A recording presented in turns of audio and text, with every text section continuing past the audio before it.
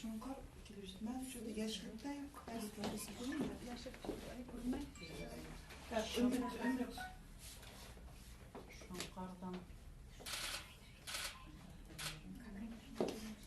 Так, Дүрт тулмаған şu an.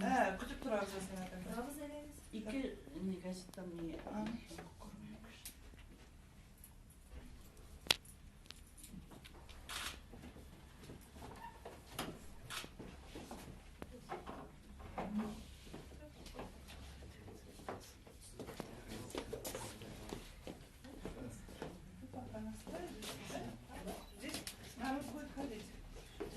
Куда можно посмотреть это?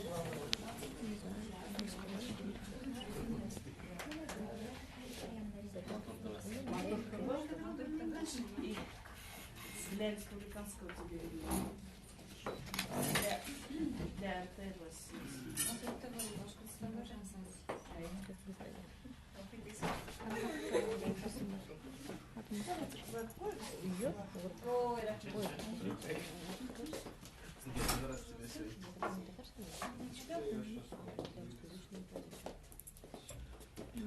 Тоже переводится, если на русском, он тоже.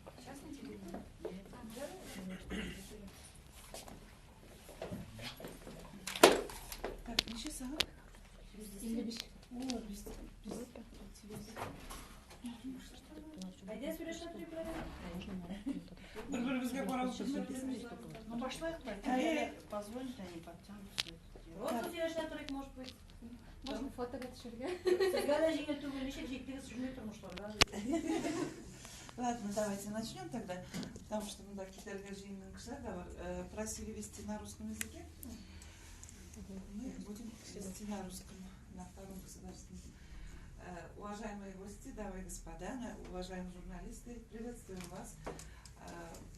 У нас в редакции газеты «Кызылтан». Наша редакция общественно-политическая.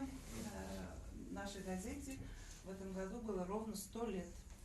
100 лет наша газета служит нашему народу, национальному народу республики. И наша газета, она общественно-политическая, поэтому она подразумевает освещение таких важных политических, общественных событий. Вместе с тем, наша газета – это и некий культурный центр нашей республики, потому что все гости из Казани, из других республик, наши друзья, которые живут за пределами страны, например, татары Австралии, татары других стран, считают своим долгом и с удовольствием приходят к нам и посещают нашу редакцию, где мы собираемся также, вот как сегодня, теплой компанией, и говорим о наших своих каких-то татарских проблемах, и вместе с тем мы освещаем такие проблемы, которые касаются всех, и говорим о них, а потом мы об этом пишем на страницах наших газет и журналов. У нас издательский дом «Кызылтан»,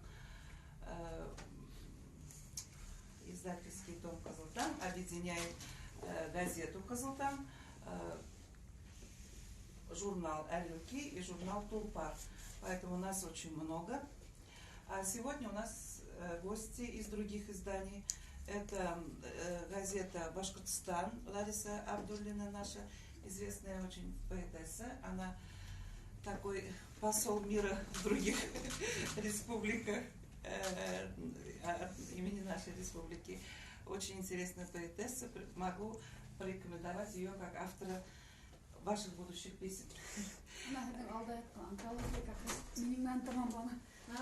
Тамамлана.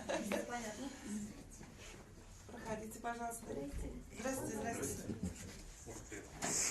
Так, Резда, вот здесь. Ага. Вот сюда садитесь, пожалуйста. Присаживайтесь. Тут у нас такая же общественно-политическая газета «Республика Башкортостан». И культурная тоже. И культурная тоже. Приветствую. По вас видно, что вы очень культурные. Да. Здесь молодежная газета. Есть здесь представители Так, вам нужно принести стул. Здесь у нас представители республиканского телевидения. Так, еще кого не назвала. Вы, пожалуйста, назовите сами. Это так надо, да? Да. Я Лилия Нуридинова. Ага, вы. Секретарь гинекологии РБ. Вот. Проводим круглые столы и хотим выяснить, песня Ейлёдарда Турга это про любовь или про птиц, которые... Специально гинекология интересуется все, вот придется вам отвечать. Решала узнать... Путинкова директор, Вот. У меня уже все. Хайванар, тараканар, у меня все. Хамбашкала. Вот это наша теплая дружеская компания. Собрались мы сегодня по поводу встречи с нашей любимейшей певицей из Татарстана. Мы ее не хотим говорить, что она из Татарстана, потому что она очень много процентов и наша. Да, 50-50. Да, потому что мы ее очень любим. Когда было всякие были времена, мы ее всегда всегда очень любили и поддерживали. И сегодня хотим выразить свою искреннюю любовь вот нашей дружеской компании и будем задавать вам не только любовные, любимые вопросы, но и вообще все вопросы, без ограничений. И все потом представить свою группу. Это очень интересная, колоритная, многонациональная, уникальная, можно сказать, такая группа. Очень рада видеть гитариста бессменного. Да. Мы очень рады вас видеть тоже. Спасибо. Вот первый вопрос мы обещали газете «Башкортостан», потому что сегодня у нас... Все бір әңгімәгенде әйткенде бірінші болып менің жерларым телевидениеда туған тіл каналында Башқұртстанда шықты, Татарстанда да башқа бір жерлерде түгел. Һәм ошо мәгълүмат дөресме? Yok, bütün alay түгел, çünkü туған тіл каналы осынырак кына килеп чыкты әле. Ул теге башкалар белән чагыштырганда яңрак телеканал. Но узак кына вакыт безнең Татарстанда кертмәделәр, бер радиоларга, телевидениеларга да. Һәм бик сайлап кына менә шушы теге кырлар турында, чыпчыклар турында шундый җырларны гына, мин бу теге сәяси темага кагыла торган бер җырларны ягын китермәгән вакытта туган тел каналы иңгелчә менә шушындый сәяси җырлар белән мине итәргә чыгарды. Шуның үзен репертуарда инде бер җанның егетләре бар бит инде. Бар бер янның башкалары бар, башка җырлар шактый бар. Ни тиклем һәргә башка халык җырлары кызык һәм менә репертуарыгызга ягынан алырга кәбир барна шул хакта. Башка мен Мен баштарак әйтәсе килә, минем ниндидер андый киртәләр юк. Менә бусы башкортныкы, бусы кытайныкы, бусы кемнеке дип мин бер вакытта да халыкны да аермадым. Шуның өчендер инде минем төркемдә бүгенге көндә 7-8 миллиардер эшли, алар төрле илләрдән, төрле телле, төрле менталитетлы һәм гомумән бүтән төрле кешеләр. Бик зур хөрмәт белән карыйм. Мин әзгенә тарих белән дә мәсәлән, мин сезгә ят кеше түгел, бәлки күпмелер дәрәҗәдә коллега, чөнки мин бывший журналистов не бывает диләр. Мин озак еллар республиканский газетта журналист булып эшләгән кеше, бүгенге көндә дә әзрәк язгалап тора торган кеше. Телләрне аермадым. Мин ачыктан-ачык әйтәләм, милләтегезгә хөрмәт белән һәм менә 2нче ел минем төркемдә эшли бу чипчиста башкорт җегете, Ушала җегете Илнур Кулахметов. Илнур мине башкортчага өйрәтә. Без барабыз, мәсәлән, һәрберебезнең телләрен сөйләшәбез һәм ул мине башкортчага өйрәтеп, шундый дәрәҗәгә барып җиттек. Мин үземнең 15 ел буена җырлап биргән Торбаз җырын быел башкортча яздырдым. Башкортча яздырдым һәм ул Юлдаш радиосында яңгырый бүгенге көндә. Иң кызыгы һәм иң күңелгә ятышлысы шунда, безнең мәсәлән Башкортстан буенча концертларыбызны оештыра торган да тамаша продюсерлык үзәгенең хуҗалары утыралар монда, Резда ханым, Эльвир. Алар башкортлар һәм Резда, әле мин шикләнеп кенә яздырган идем. Резда апа миңа шалтыратып әйткәч, син бигрәк чиста сөйләшәсең дә, чиста җырлыйсың, син прямо башкорт кешесе кебек. Дигән шундый якын булды. Но без бик тырыштык инде. Без бик тырыштык, Эльнур каршыма утырып, син Blajırlara gerek, bu şirin blajırlara gerektik. Min hazır, min her başkırçada söyleşelim. Tabii bunu bilen gururlanım. Ama rahmet. Hazır o'zingizning guruhi bilan tanishtirsangiz edi. Türk'ün men endi baştan başlayısı kele yıllarından Sergey Викторович benim bilen 16 yıl 16 лет вместе. Birinci adımlarını sahneye atlagan günden birge. O 17 yaşından Akiyazalı bilen sahnede başlagan kişi. O Urus lakin ömür boyuna Tatar konsertlarında. Ömür boyuna. Bir iki güne tapkır şunday bir bulup oldu. Moskvadan Barbuzda bile turgan jirşi Yuri Laza.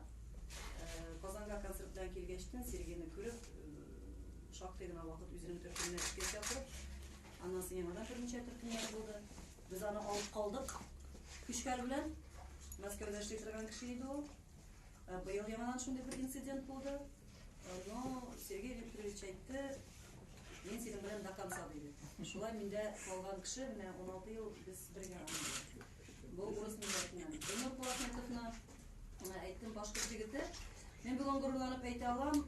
Mesela men tamak tuğu bilen jırla, o belki Başkırtistan'da hele köpmedir derecede görüne turgan nerse. Garlavoy peyni. Lakin Tatarstan için ulazina yatrak aybir. Hem men ayta alam Tatarstan'da hatta birden bir kişidir deb bilnurna. Tamak tuğu bilen jırlay turgan. Üzülen de aytayım değil mi? Al. Üzülen de aytayım. Garlavoy peyni şu muydu? Hem men yanadan istep ayta alam, siz bu jigitigiz bilen dolu dereceler gururlana alasız çünkü o sahneye çıkkanda da üzüm Başkırtça igalar bütünü talep eder. Benim Başkırt ekenimni aytibizlik talep eder. O propagandayı öyle Tataristan'da mene şu bizlerini Başkırt kurayın sizini hem başkalarını. O şınlap da sizin kulturunuzni Tataristan'da prямо tege gururlanıp Başkırtlar var, bunu Başkırtlık aytib elektirigan jigitigiz. O benim Türkümde işleyip yani sahnede yaşıyor deb aytam. Bu birden bir şunday instrumentlar bilen vladeyip yatırgan kişi Garlavoy peyni bilen hamu benim Türkümde hamu Başkırt. Bu yılda Polatnikov. Bir daha hele sizin misin? Hanzer Şarifulli. Bizim Türkümdeki diner jigit. Uzan yılına men başlanıp aytam, benim Türkümde bulay gına kelip biletken muzikantlar yok. Alar barısı da kastinglar boyunca jıyılgan, hem saylap alınan jigitler. Uzgan yılını yasadığımız urgana kasting, 100'e yakın jigit katnaştı. Tatarstan, Başkırtistan, Perim, Samara yapılarından, Ulyanovskilardan. Türlüleri var, süzde yok. Anda bir jigit göz aldığında kalgan, yaşırlı, zengerli, şeşli çıktı. Men kızıl diplom bilen konservatoriyani bitirdim. Mena tilasanenge notu beriz, men sizge oynap ko'rsatam, men sizge kerak jigitlik. Men azgina bütün türlü fikirde. Men mena bugungi kunda da Tatariston ham Başkırtiston estradasına qarayım. Agar da kişinin halka aytırlık o'zining fikri yo'q ekan, agar da uning ko'zida chotqisi ham yuragida yolqini yo'q ekan, ularga sahnada o'rin yo'q degan so'z. Bunda tilak bilangina bo'lmay bir narsa kerak, yonirga kerak. Ham sahnaga chiqqan kishi azgina tilida bo'lirga tegishadi turmushdan. Shunday kishilargina yuridir deb o'ylayman. Yasadık, yo'q men aytam, menim to'xtadi. Ondan so'ng chiqdi Tanzil. Anlardan so'ng Tanzil Bekyash. Biz Sergey Viktorovich bilan bir-birimizga qarashib o'tiramiz. Nishlatik ekan bu jigitni deb. No, birdik bir o'yin quroli, ikkinchi, uchinchi, to'rtinchi, beshinchi o'yin quroli bilan narsa beramiz, butun o'yin qurollarida o'ynaydi. Üzdirib o'ynaytiradi.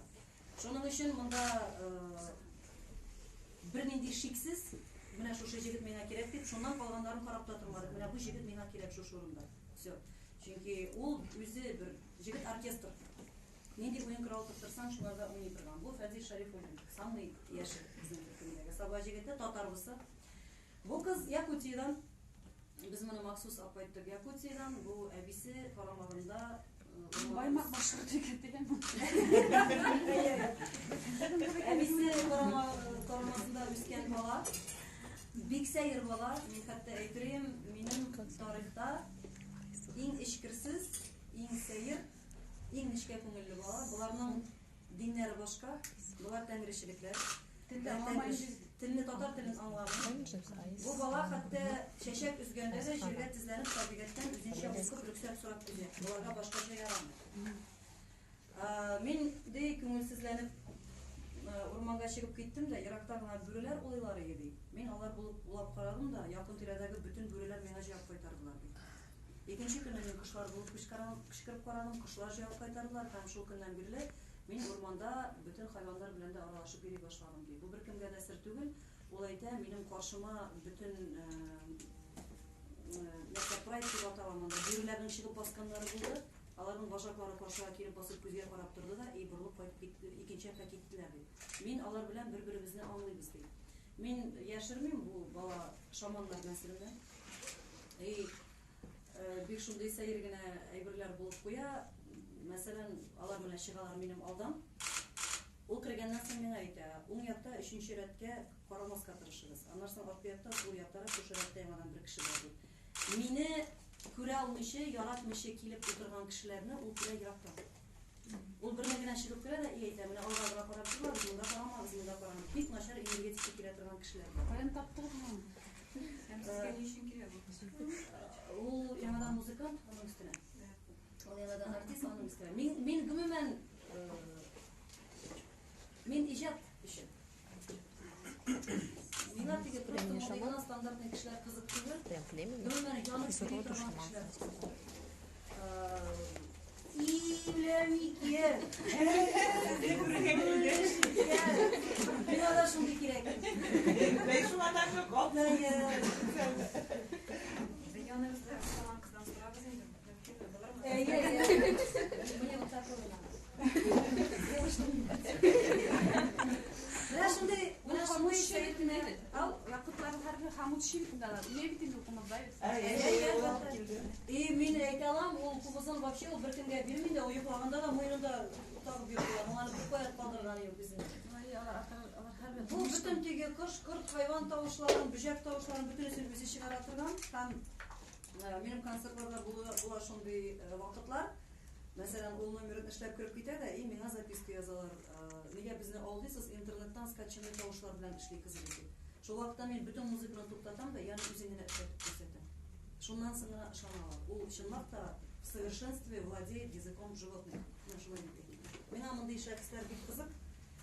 Теге тик торганнан гына минем сәхнәгә чыгасы килә, минем потому что абыемның апасы бизнесмен, ул миңа 1 миллион акча бирәм диде, давай мине чыгар дигән кешеләр минем группада эшли алмыйлар.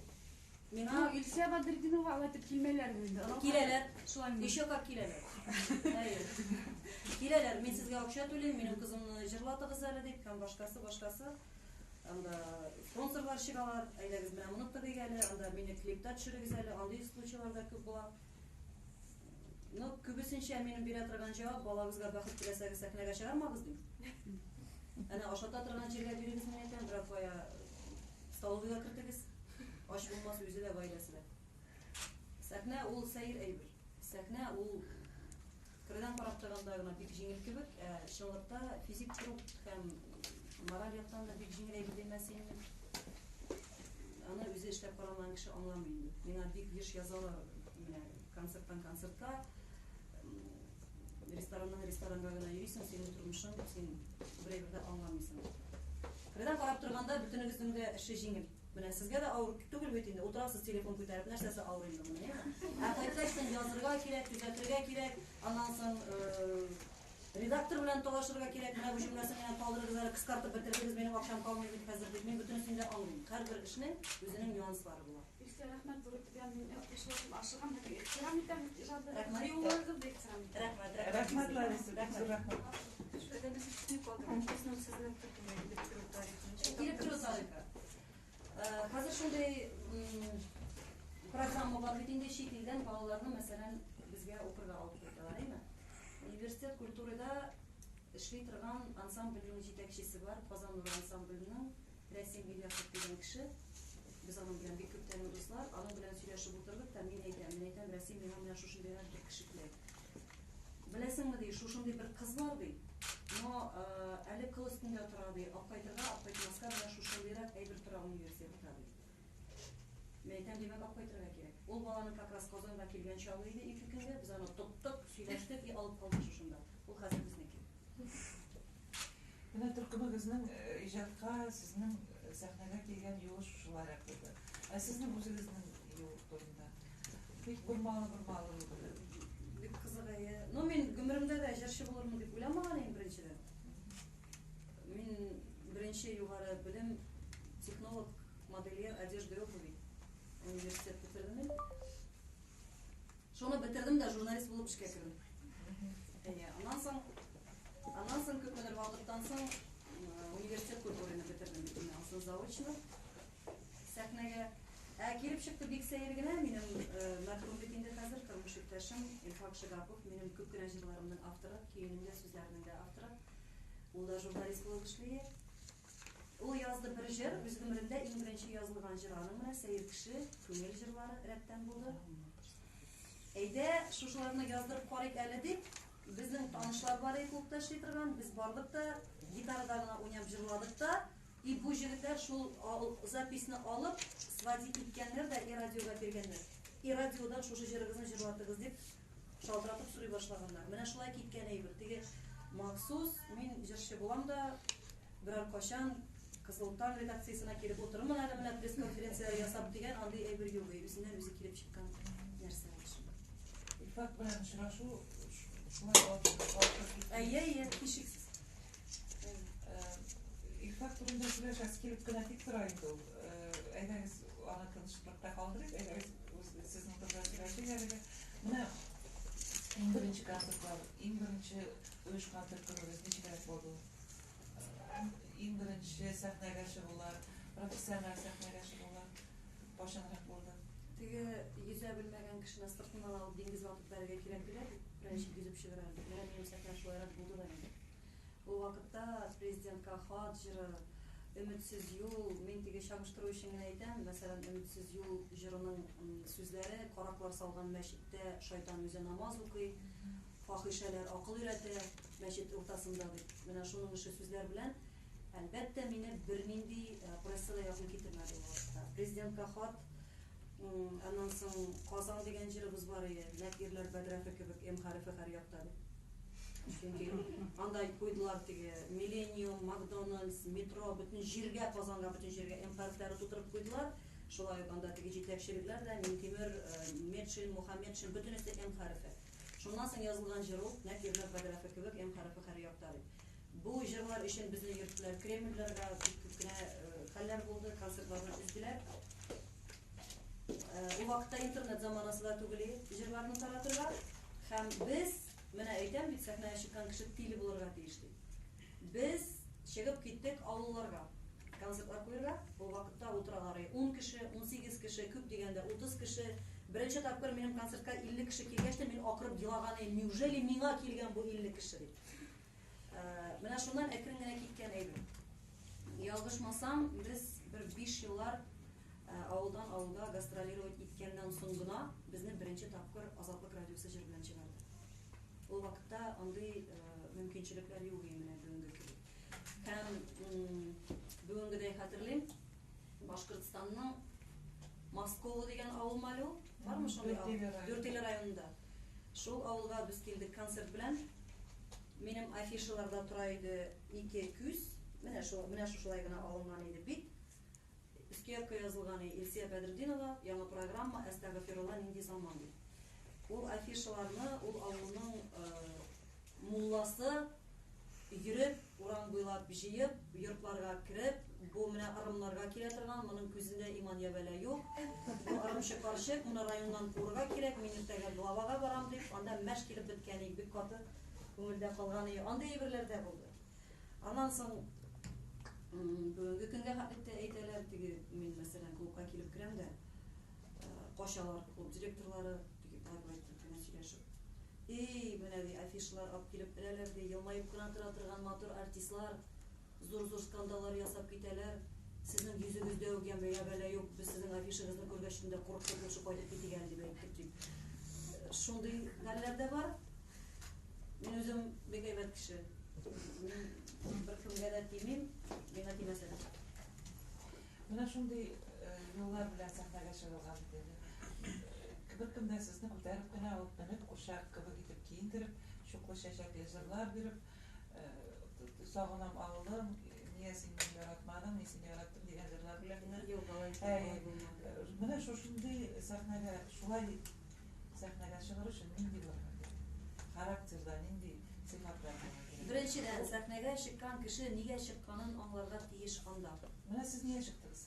Mening aytish so'zim bor edi. Mening bugungi kunga haqli xalqqa aytish so'zim bor. Men shuning uchun yig'lar saylaganda da bugun masalan da Boshqirdistondan bir necha kishi тоже shaltiratdi. Sen bunday ekan ijro tekstlari deb. Men o'qiyim da hayron qolaman. Men aytaman bu nega deb yozilgan. Просто так kishida bo'lsin ishim. Menga ijroning so'zlari bit muhim.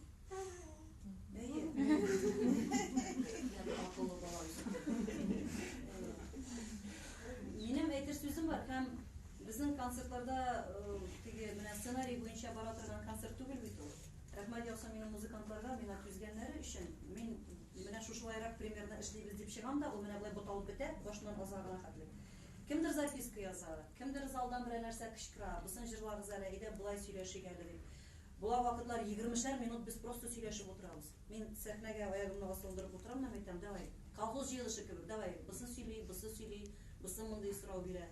Теге җыр мәсьәләсендә генә түгел, мәсәлән, сиясий темага, тарихи темаларга кагылган әйберләр дә була. Серега минем килеп әйтә инде, ты уже 30 минут сидишь, я пойду покурю, чёрт. Бу бүлеге концерт булды бу дип. Төрлесе була. Күңел. Сәхнәгә чыккан кешенең күңеле булырга тиеш. Нәрсәдер апшыгарга тиеш кеше сәхнәгә. Менә эстрадабызны тезибездә, бит инде шатыр имеш. Ана шу күңел булмышы чыккан, акча эшләргәме, даналаргамы чыккан кешеләрнең эшеләргә шу эстраданы бүгенге хәлгә төште. Кем төшерде соң эстраданы бу хәлгә? Сез думаете, җырчылар? Җырчылар, монда бит кызлар джунглида кебек.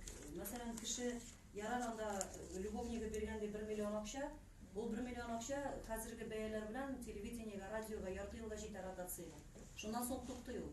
Менә шуннан соң җырчы булып калсаң каласың, калмасаң юк чыгып каласың. Ул бит гомер буена теге любовникта булмас ул, мәсәлән, акча тыгып тора торган. Ул бит кайчан да булса туктала торган әйбер. Әгәр дә бүгенге көндә җырчы ничә еллар буена сәхнәдә йөри икән, ниндидер җырлар, һәм аны кайсыдыр кешеләр кабул итмиләр икән, әле ул башкаларга кирәк түгел дигән сүз түгел. Кеше үзенең тыңлаучысы булган очракта гына сәхнәдә йөри ала.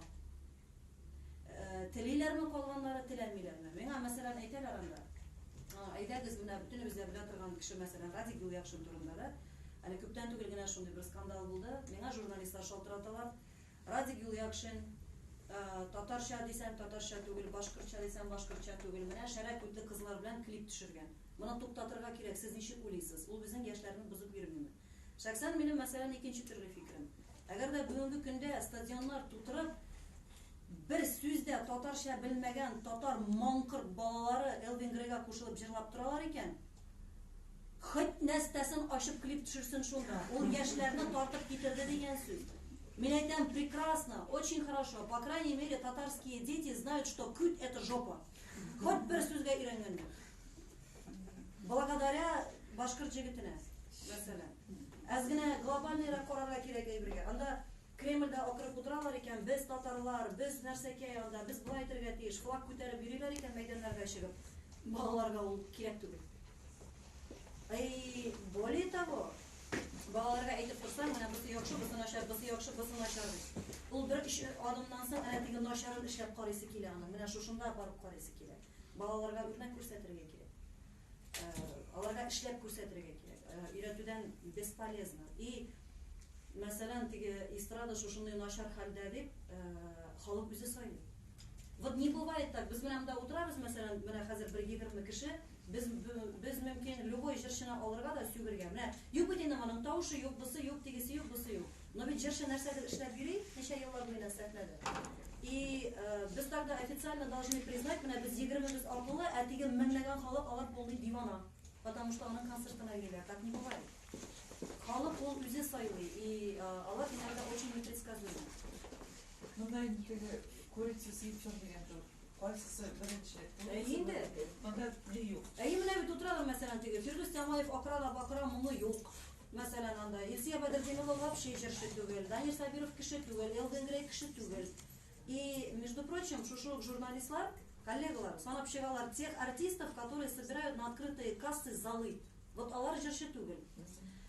Консерваторияны бетереп, мәсәлән, мин җырчы бит әле дип анда ниндидер теге иң югары премиялар алган да, үзен әллә кемгә санап утыра торган җырчы, ул җырчы. Бу җырчы булгачтан бар син чак, менә без без тылышларга күрсәт концертны ничек эшләргә кирәк икән. Чтобы аларның концертын караганмасын, халык безнең концертка борылып та карамасын. Менә нинди булырга тиеш икән бит ул концерт. Ну нет этого. Нет. Менә шулай мин җырчы бит әле диләр дә, менә безнең кебекләрне сүгеп утыралар. Без на свои деньги, безгә государстводан бер тиен акча кирәк түгел. Без на свои деньги даем рабочие места, без обеспечиваем бөтен заправкаларны, телевидениеларны, радиоларны, шушы клубларны, аренда, администратор и так далее, и так далее. И без бит барып, әйдәгез әле балаларны менә наркотикка тартыйк, әйдәгез әле болай дип бирмибез. Без яхшылыкка өндәп бирибез. И һаман саен безне сүгәләрне ишәптер. Без кеше түгел, без җырчы түгел. Шәй ишемәлме? Тамашачысы нинди, җырчысы шундый. Мин монда сөйләшеп утырам, Илсия белән миңа бик рәхәт. Сезнең дә бәлки кушылырга теләгегез бардыр. Сорап бирәгез, сорагыз әле берәр нәрсә. Ничек соң яңа президентыгыз сөйләгез кызлар? Яхшырак булдырасызмы? Булдырачакбыз бит. Без дә хәзер кешеләр кебек булдырабыз дип сөйләшә башладык. Sizden müzdürümüz de öyle değil mi? Sizden anlaşılmışsa okşayışlarga çıkmadınız mı? Sahneye gideceğiz. Benim sahneye kalakka yetiriş bizim bardakka çıktım. Yok, men bit polni divan akatını түгел. Mening qo'limda 2 metrlik malay var. Men ana o'shattirga kerak. Men o'shattirga malay bilan tanishtirib ketsangiz edi. Sizdan birga ham bo'ladi. Bir o'g'lim bor, Nariman ismli, 9-klassda o'qiymiz biz. Jillarni deb so'z bergan edi, jilay boshladim. Ben bir soru başlayayım. Bir sözleri bir muhim tutuyoruz. Bana aytdingiz endi Putin kebek ir kerak degan. Sizda sizga qo'ysa so'zlar muhim tuyuldi. No, menga qolsa bek qiziq jar. Tigi по крайней мере, lalaki deb illat topib qo'yganlar jar. Onlardan kulaylar, onda avul turmuşuna çağırılan, meşale götüreyim, seni bir muhtaçlatırayım, koytarı deyip. Alan da iyi, ne kalsa bir kızık kınacır. Bu yıllar için yapar şimdi olsa çok doğru bir Kızlar Putin de kerek midir sen Putin diye? Dağıtlı olsun, benim de olayım. Yok, etmeyeyim misin? Respublikanski jirga oturabız yarar. Dağıtlı olsun, benim evi şolay değil, dağıtlı olsun. Представьтесь, пожалуйста. Шунға жыланнан кешені диніне милләтіне қарап бүләдім. Спросил. Yok. Менә бүгенге көндә, смотрите, бу мусульман, бу христиан динендә, бу мусульман, бу тәңрече. Без бүтүнебез күкәй буяп та ашыйбыз без Раштыва бәйрәмнәрендә, без Корбан да чалабыз бүтүнсел бер юлы. Бuna башкорт җырчыларының Казанга барып әндәләттән йырлауына карашыгыз нисек? Без бик яхшы карашта башкорт җырчылары белән аермалык. Мин беләм, мәсәлән, кайбер шәһәрләрдә 2-3 көн концертлар ясый башлаганнан соң кайбер башкорт җырчылары сезнең Министерство культурага жалоба белән кергәннәр. Нишләп менә без барабыз да җыймыйбыз, Илсия Бәдретдинова 3 көн кертәсез дип. Менә андыйларга минем сезнең гәҗитләр аша официаль рәвештә әйтәсе килә, без бер көнне дә тыйганыбыз юк. Килсеннәр дә бездә дә 3 көн җыйсыннар районнарда.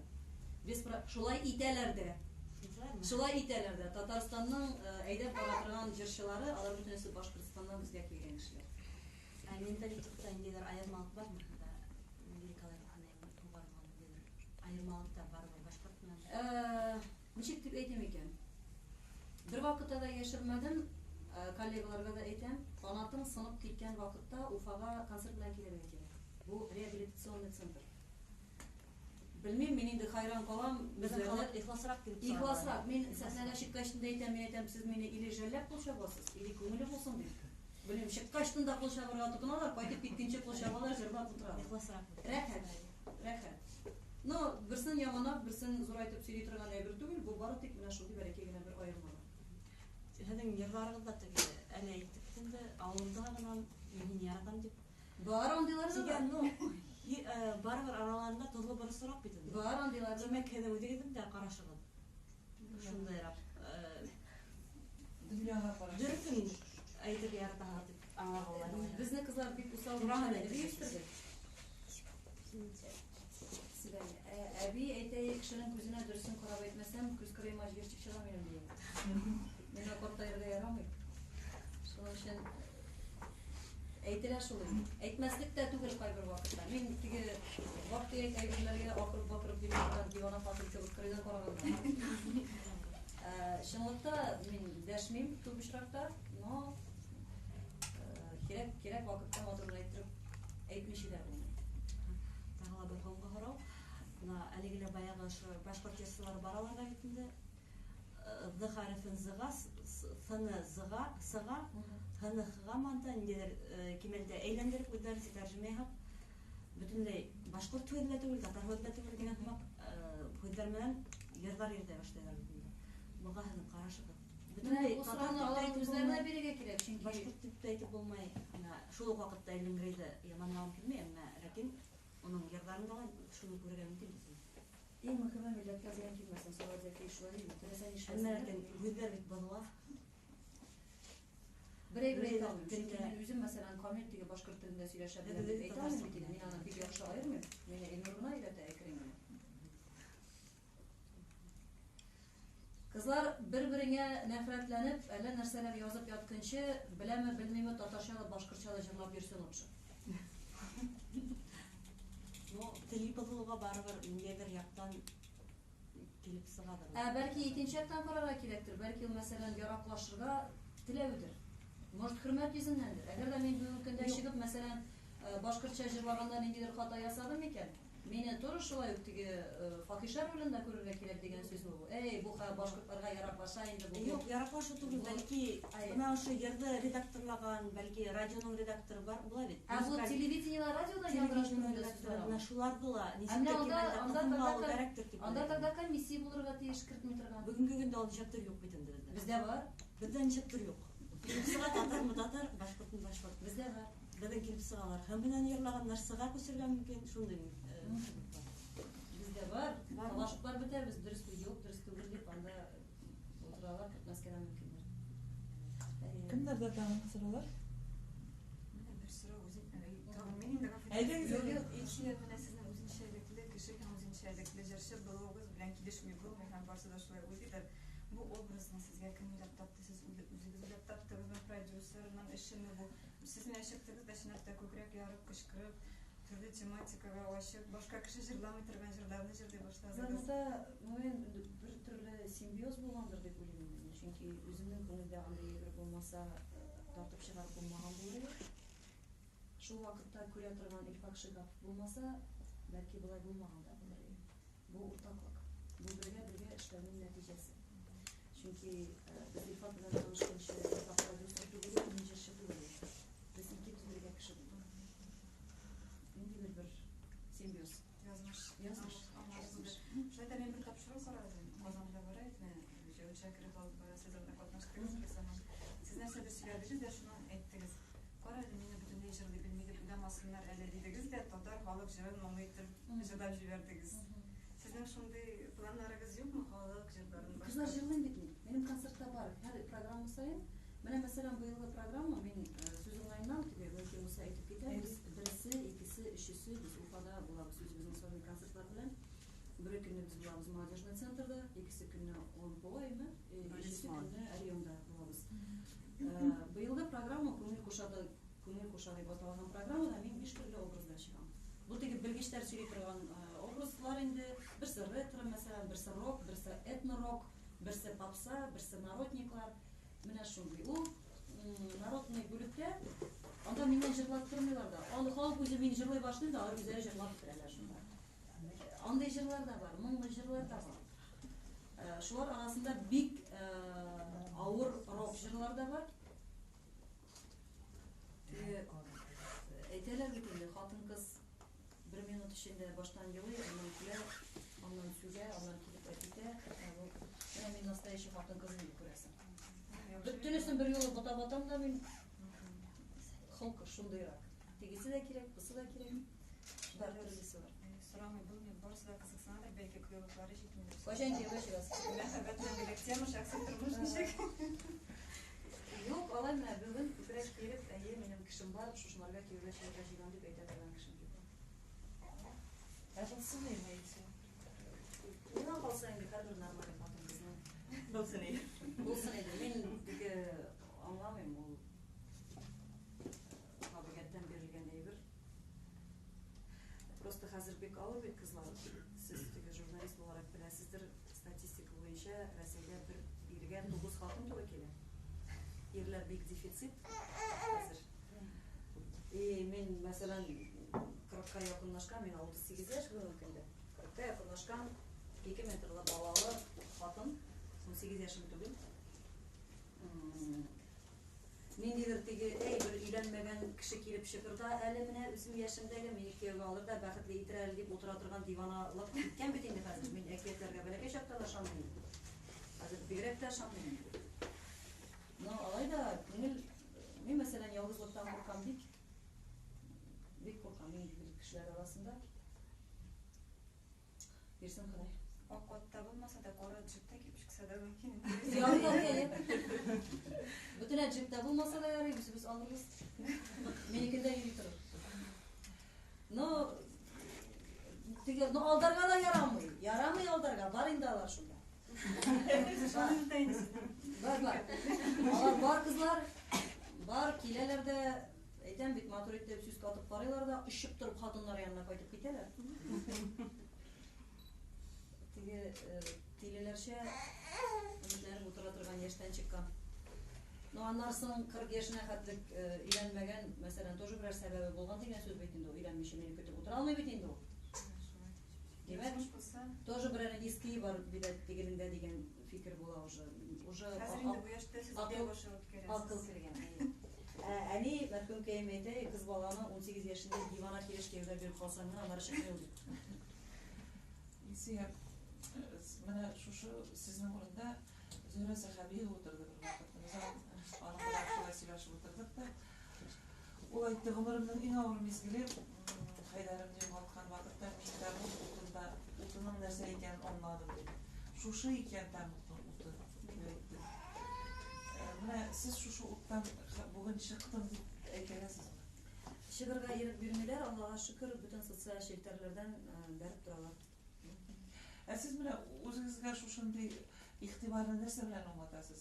Шыннан да нинди сайтын ашсақ та, қойдағын алса да, Илсия Бәдретдинова шеттігінде барып шәй ішкенмінен күлмәк алған, теге тәшешке бергеннер, сіз ада өзіге специален шулай Жоқ, кімге ақша төлегенім жоқ, мені yazғанларым да аңламын кесек-кесек нәрсе эшләсәм дә ярамый. Мен нишләсәм дә ярамый. Но аны 90% начарлап язалар бит әле. Монда барган былай әйткән уфалам инде, анарсын тотыналар сүгергә. Мен ияләштем инде хәзер. Нормально, демәк сөйләрлегем бар инде. Аннан соң уйлыйм инде, мен әйтәм, менә кешеләр мәсәлән, мине сүккән арада үзенең проблемасын онытып тора бит әле ул. Бу шөккенчек менә бит нәрсә эшләп биргән дип. Шул яктан да милләтемә файда китерә алам икән, мен бик шатмын, чәйнәсендә бер кеше булырга тиеш бит инде шундый. Бер вакытта да күкрәк киеп белмәдем, мен фәрештә дип төрлесе бар, төрлесе булгандыр, мен дә ваклады кеше, мен дә хатын кыз. Чәйнәсендә. Улыгыз ничегрәк? Улыгыз менә шушы сезгә карата шу мөнәсәбәтне үзендә тоя микән? Баштанғы мәнне авыррак кабул итә. Илфа күлгәннән соң бик күп кенә яздылар бит инде. Тегеләй булган икән, булай булган икән, мине гаепләделәр. Бик күп кешеләр мине гаепләделәр. Мин берәйбер дә әйтәсем килми. Мин Илфа исән чакта да бер нәрсә дә сөйләмәдем. Хәзер тем более сөйләмәячәкмен берәйбер дә. Беркем алдында да акланасым килми. Мин үзем беләм үземнең кем икәнемне. Үлгәчтән үземнең гөнаһларым өчен үзем җавап тотырман. Ходай белә минем кем икәнемне, нишләп биргәнемне бик яхшы чамалыйм. Шуның өчен кемгәдер нәрсәдер дәлилләп утырасым килми. Малай баштан бик авыр кичерде, чөнки малайга да кагылдылар. Ул вакытта малайга 13 яши. Аны гаепләп нәрсәдер болай булган икән, тегеләй булган икән дип. Но булды шундый бер хәл. Без киттек Мария Республикасындагы бер авылда концерт белән. ул шимбә көне мин малайны мәктәптән соң үзем белән алып киттем. Ашадык да, автобуска өзüm белән утыртып алып киттем һәм ул авылда телефон тотмый иде. Бөтенләй интернет юк, связь юк, менә шундыйрак кына бер авыл. Хәзер концерт беткәннән соң малай Нариман минем күрәдә утыра. Без трассага чыктык та әкрен генә бит инде монда сообщениелар килә башладылар, телефон тота башлады. Һәм бер хатын миңа Instagramнан зур итеп текст язып җибәргән.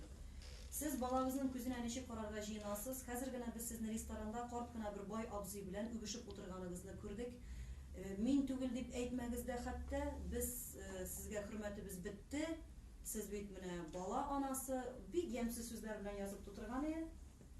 Мин шунлыкта малай белән концерт куеп йөрим. Малай минем күрәдә, һәм монда менә дәлилләүдән бернинди мәгънә дә юк. Ул хатын мин үз күзләрем белән күрдем, ул бит Бәдретдинова дип ким дигәндә шул төнне үк бер 100 кешегә сөйләп чыкты инде ул аны. Менә шушындый күренеш күрдем дип.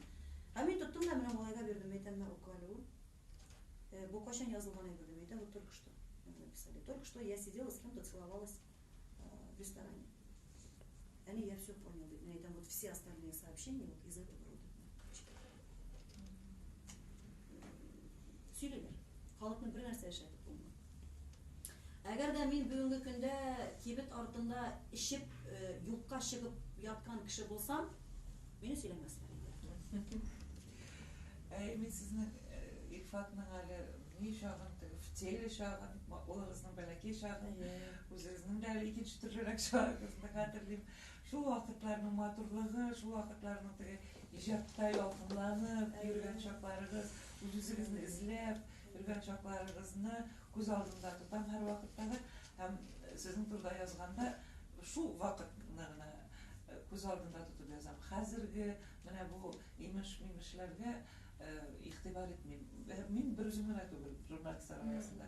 Без сезне барыбер үзебезнеке итеп яратабыз һәм ул журналистлар өчен гафу үтенәбез сездән. Юк, нормально. Ул бит журналистларның да эше инде.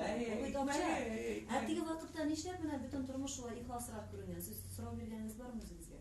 Чөнки ул вакытта язалар сыердан күпме сөт савылган, тигесе бусын һәм менә мондый артистларны чәйнәү заманасы түгел ул вакытта.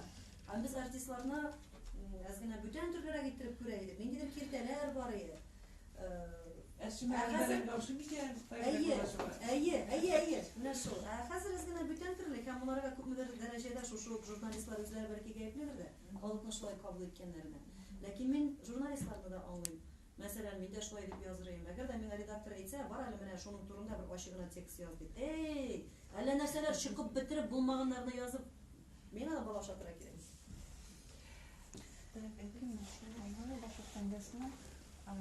Һез менә ошо ярсы буларак үзегезнең тәгаенләнешегезгә русча әйткәндә предназначение тапты дип исәпләйсегез. Язмышыгыздан канәгать түгелме? Мин бик канәгать. Язмышымнан бик канәгать. Монда бер кемдә дә сер түгел, бүгенге көндә мәсәлән, сезнең дә танышлар, дуслар арасында бардыр кешеләр, бик авыр хәлдә калган кешеләр бар, ширлеләр бар. Мин шул яктан гына уйлыйм. Ниндидер аягына басып урамга чыгып кына керергә интегеп кеше күзенә карап ята торган кешеләр бар арабызда. Бер генә тапкыр үз күзләрем белән табигатьне күрсәм ярар иде дип кыяланып ята торган сукырлар бар һәм башкасы. Яки булмаса бер генә тапкыр сәхнәгә чыгып, менә шулай мин дә җырчы булып кеше алдында җырлап карыйсы килә дип кыялана торган кешеләр бар. Мин бүген сау сәламәт ожгырып тора торган, Аллаһка шөкер, хатын, мин бик канәгать язмышым.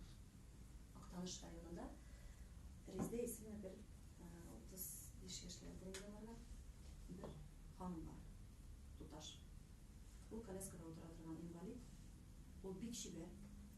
Ләкин аның аяклары, куллары тумыштан атрофированы, ул йөри дә алмый.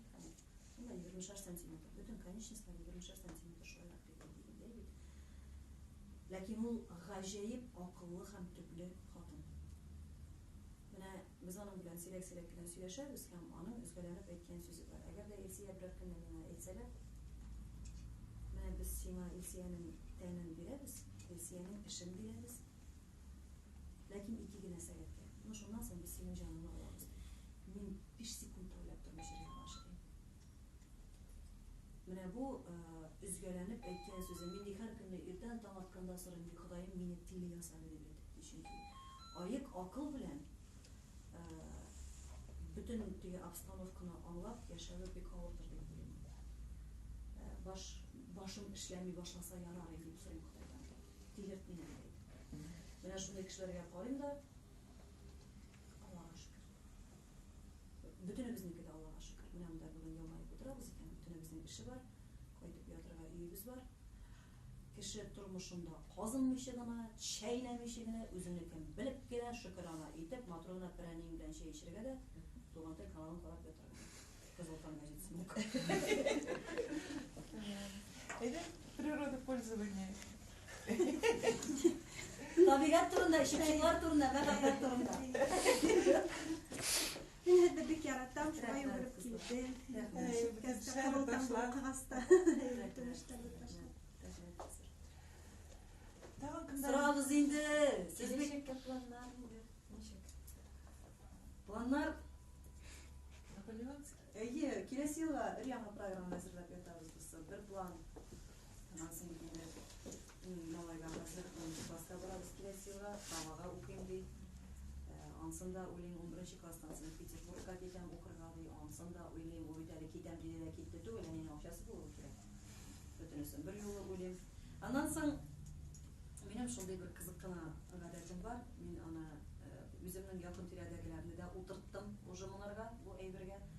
Мин ел сайын, менә яңа ел алдыннан үземә отчетлар ясыйм һәм үземә бер план корам. Бу планда, мәсәлән, менә мондыйрак пунктлар була. Быел әнинең, әбинең, әтинең кабинеташын алыштырам. Язып куям мин үземә яңа ел алдыннан. Аннан соң язам, мәсәлән, мин быел менә шушындыйрак клип төшерәм. Мин быел хәйриягә менә шуның хәтлек акча тотарга тиеш. Мин быел менә булай итәргә тиеш. Мин быел малайга Европадагы бер шәһәрне күрсәтеп кайтырга тиеш.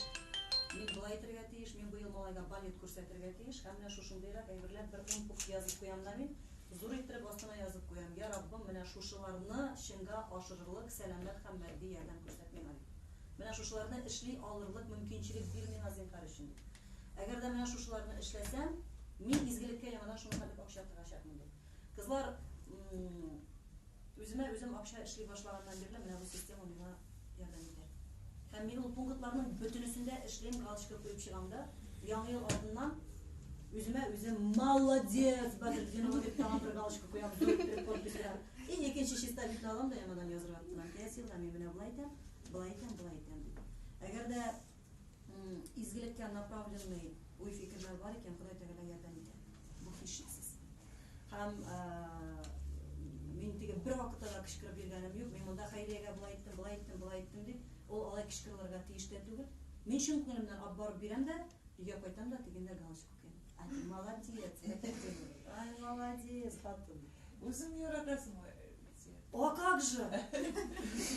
А как же? Юк, барыбер әзрәк тәнкыйть күзлегеннән карыйсыңдыр үзеңә. Әлбәттә. Но аны безгә әйтмисең. Юк, күрсәтергә дә. Ярар. Монда утышта кан монда. Акырып елыйм кызлар, ваннага кереп, әйме менә тишләп елыйм сөлгене, нишләп булайсың бу дип. Аннарсын сөлгене матур итеп белеп куям да. Шуны шатланмасыннар тагын дип сөйләп калсам да, иремне буйым да чыгып китәм. Дөнья бизәргә. Радовать мир. Әйе, күреп торсыннар әле. Теге усал әби әйтә, иң беренче ишекне тибеп кер дә үзең акырып йөре. Бу дивана хатын дип якын килмәсеннәр сиңа. Мискин дип әйтә күрмәсеннәр тагын. Шул әбидең исеме ничек? Зәйнәп әби. Зәйнәп әби. Нишләп аның тәрбиясендә үскән? Әтиянең Әти белән әни эшләделәр. Көне-төне бөтенебезнеке кебек кызлар иртән китәләр. Аннан кайталар да маллар карарга чыгып китәләр. 4 сыер, 2 үгез, башкасы. Төнне киреп йыгылалар да, йоклыйлар да, иртән мин мәктәпкә киткәнче тагын чыгып киткән булалар. Мин әби карамагында үстем. әби Мишарский. Каты Мишарский. Сук сана бер генә тапты сөйләшергә. Калганы күз карашы белән. Сез кайсы яктан? Минем без үзем Лениногорский районның, әби Аксубайныкы. Чиста Мишарский.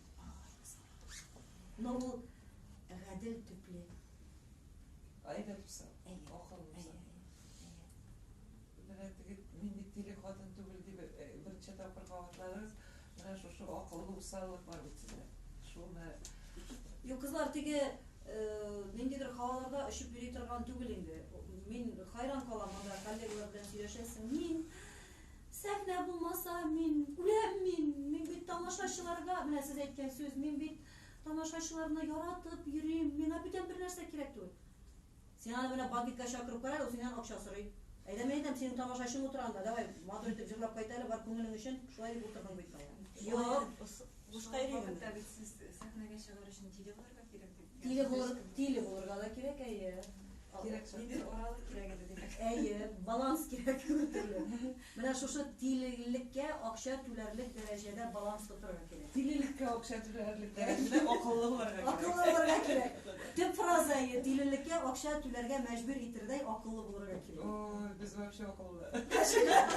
Фраза дия. Члены сез 2 метрны малайыз турында да күп кенә әйттегез бит инде, ул чынлыкта уже 2 метрда булгач, инде һәр бетә, тиздән умырны бетә, умыр аккан су кирәк бит инде ул. Килен дә алып кайтыр, менә сез аны ничек күрәсез, үзегезне кайна сыйфатында күрәсез ничек? Кызлар, Авыр булыр микән бу хәл? кызлар менә үземне күз алдыма китерәм дә, бит 16 яшьтә беренче тапкыр шәһәрдән бер подружка кайтып, мине дискотекага чыккан иде, авыл дискотекасына. Мин аннан акырып елап кайтып киткән идем, чөнки бәйләнә башладылар да, мин урысча да сөйләшә белдем. Әллә нәрсә генә була иде шунда. Бик теге, аннан соң берничә вакыттан соң уже ияреп киттем, аннан соң күпмедер вакыттан уже әниләр бер нәрсәләр белмиләр дигән фикергә килдем. Мин дисең син монда динозавр акылым белән хәзер андый заман түгел, хәзер булай, мин акыллы дип.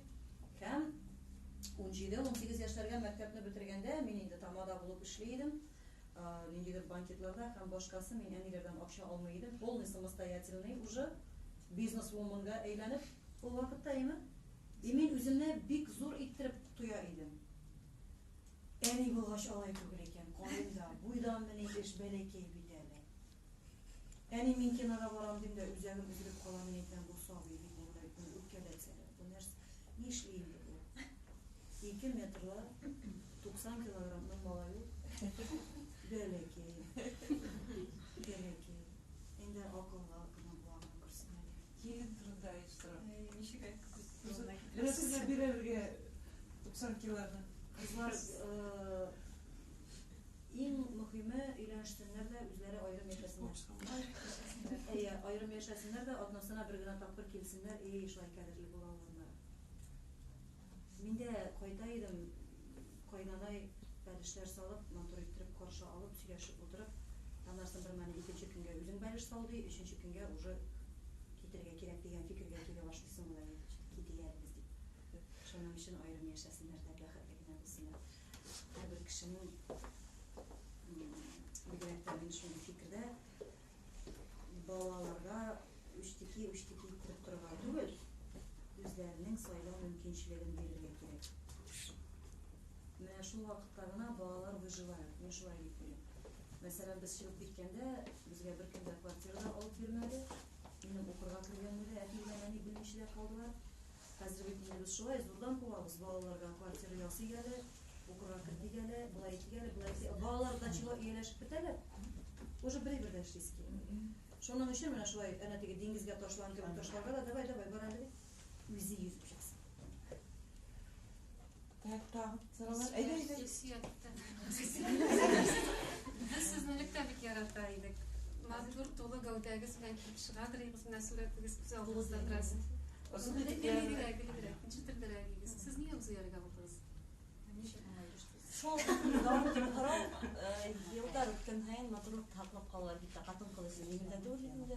Кәүдә авырлыгы, матурлыгы миндә Ул ябылу, ул үзеннән үзе килеп чыкты. Менә бу ифак белән булган хәлләрдән соң мин 2 ай эчендә 18 килограммга яктым. Бу бер инде диета түгел, нәрсә түгел, аннан соң шул вакытта минем позвоночник отказал, мин ятып, без движение ятып күпмедер вакыт. Булдан да хәлләр. Мин ул вакытта 48 килограммга калдым. Бүгенге көндә мин почти 60 килограмм, һәм мин белән горурланам. Ябу буласы килми һич кенә дә.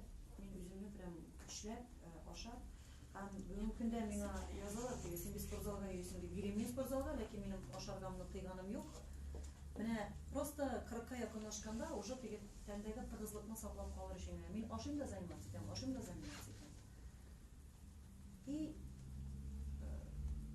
көріп шешеғам, мен айтам тұтынып құрасына қинап бәрін бүтін. Бұлай қара айта бейдіріз. Әйкен қорқытты ма? Әйкен бұла бейдіріз. Бұны ешетсен әтігі ол жүктәгімі, оттагымы қорқа бейдіріз. Ала келмеген. Илсия, сіздің ижатыңызға шулай дистелеген жылдар бойына көрсетіп барамын да, қошан туған тіл каналы ашылды, шундан бері дейінді. Рахмет сізге. Башқұрт халық бежерін орташа башқару облысының председателі болған едім.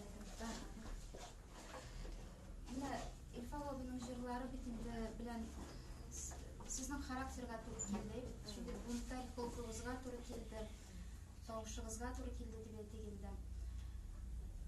Мына оны юғалтқаннан соң халық та бит бір жылды бетінде сіздің де жырларға көшерсіз, нәрсе жырларсыз қазір өзіңізде де шундай бір жылдар болғандыр. Һәм мына соңғы елларда сіз шундай халықшан мұңлы жырларға көштіңіз. Һәм бүтінлей башқа Илсия ашылды, тамашашыға енді. Һәм меніңше енді міне мұндай мұңлы жырлар сіздің нығырақ башы, талантыңызны міне іштен көкіректен келген тауышының нығырақ башы.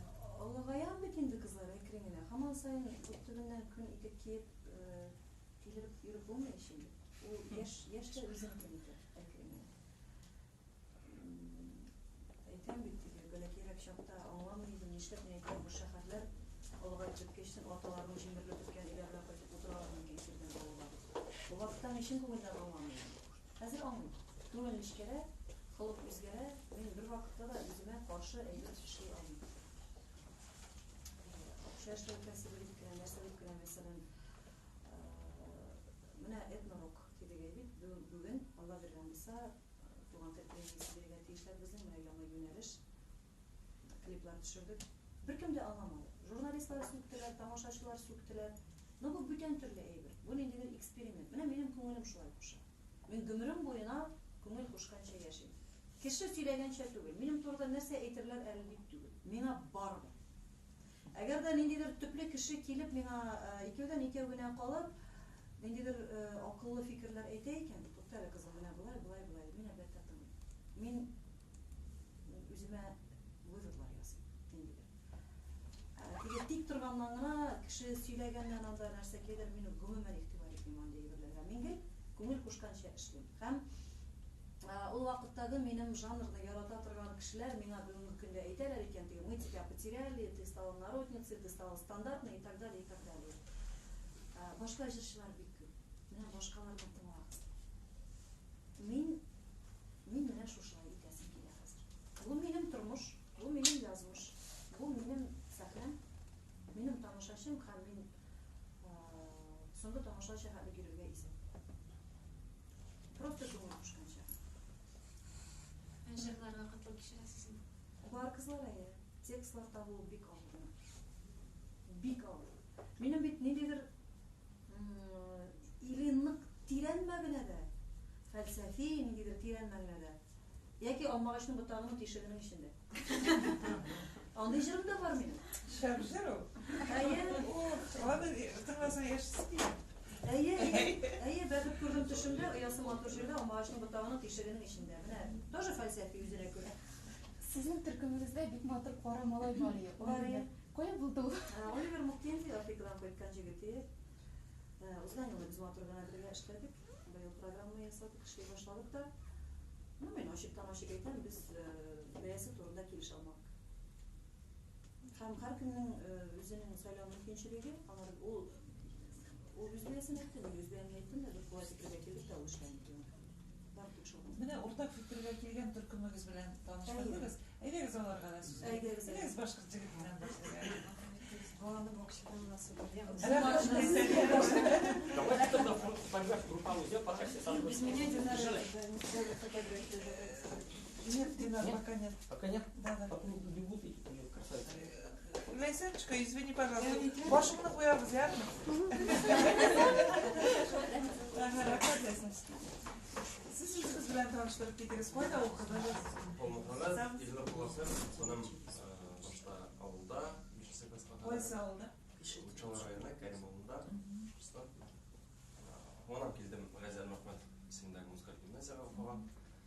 Онда 11 класты бітіріп кеттім. есік, Қошқау, Қарға, Қазанға, Сауыт Сакеш бөлігіне, кафедра бөлігіне ер туындыса, актер эстрада туындыса, Оқып біттіңіз оқып біттім. Қазір биыл дипломды алдым. Қазанда қалу енді мақсат? Мақсат пока әлі ойда Қазанда қалу, кім біледі? Учалыда кімдер бар? Учалыда Әтуяни? Атай Мәсайым, Байдары, Мағайдары, Туғандарым, бүтін. Олар келді енді бүгін сіздің қарарға? Бүгін жоқ. Нешіксің Қазанда яшап елділері? Аллаға шүкір қәрі. Әлі? Еліне екі даққа қатері учалға, тәйсеберге өттәрі келдер. Сіздің татарды білелердір енді? Башқұрт Үйлейдер несек, менің қатын Айгүл ісімде. Ол тәңгі қорарақ деп етейін.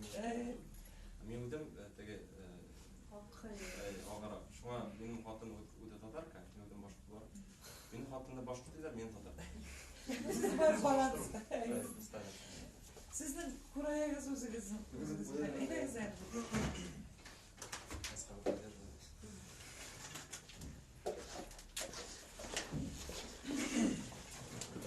Қазаннан қайтқан құраймаған бістеген.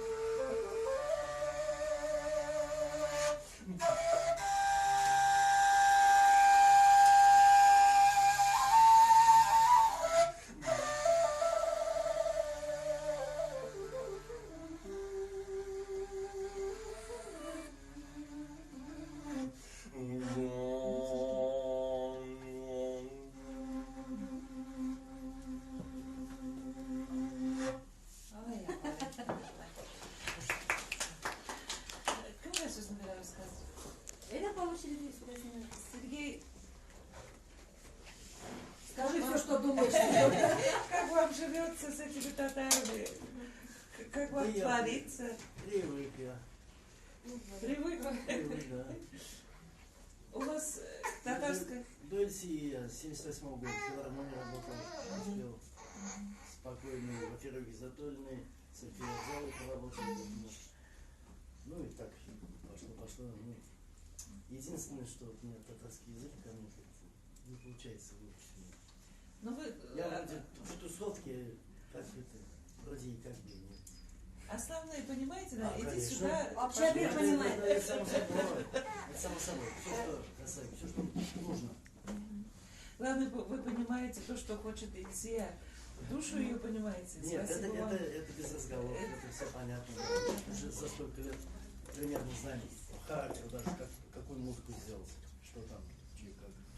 Когда вот после всех событий она первый раз появилась на сцене, и рядом были вы, мы были вам так благодарны, что вы вот именно с ней остались, и как-то как талисман какой-то, вот, оберег какой-то. Спасибо вам большое.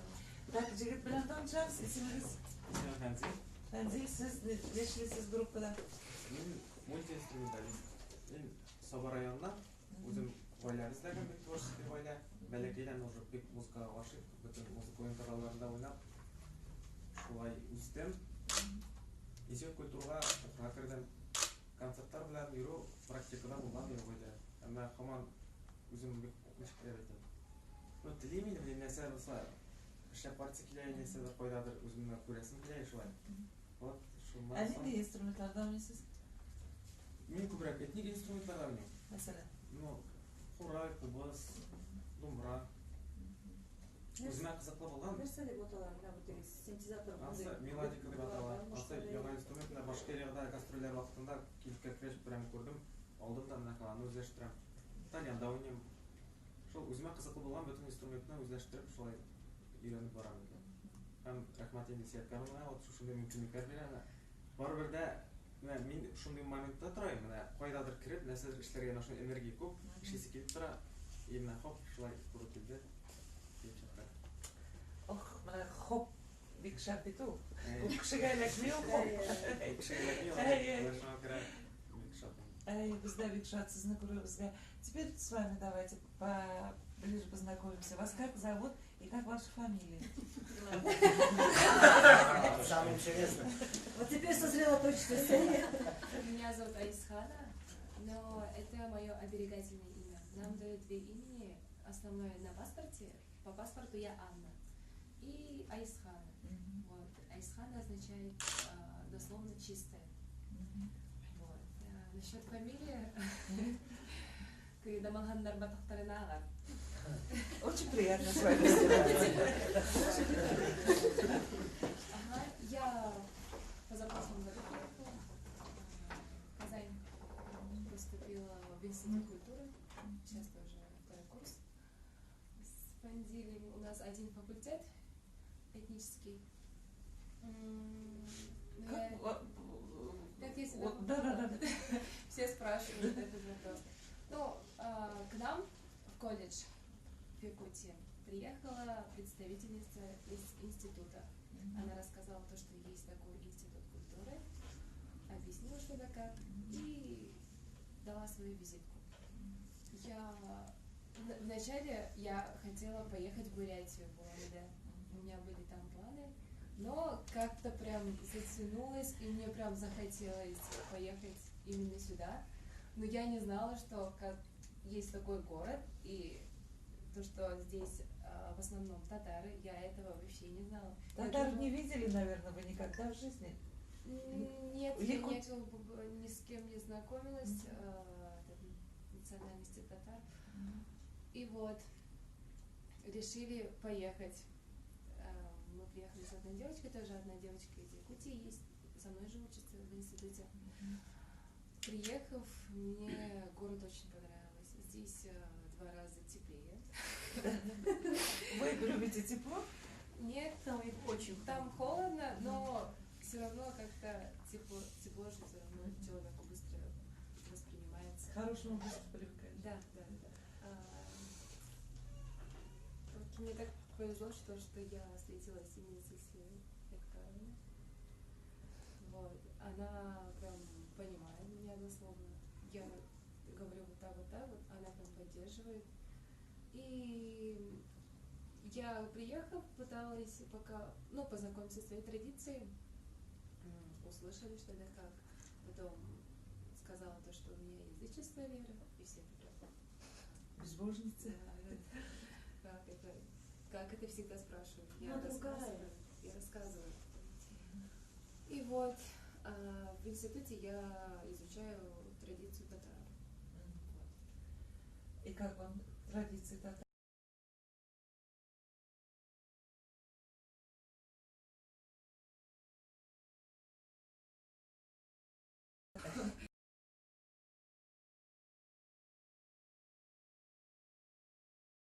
Цифры у нас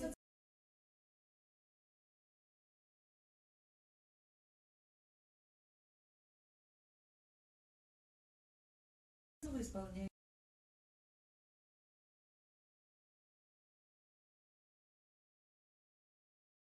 У меня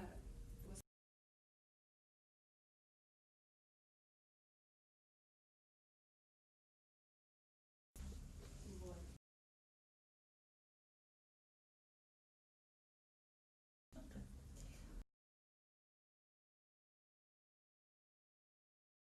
Про это мы стараемся не рассказывать.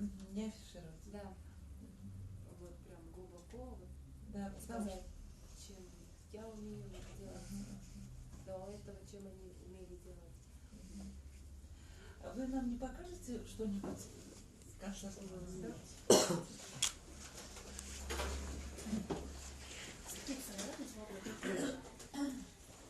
Это вот как раз про те записки, где пишутся, что волки скачанные с интернета и так далее, и так далее. Никто не верит и про птиц, и про животных.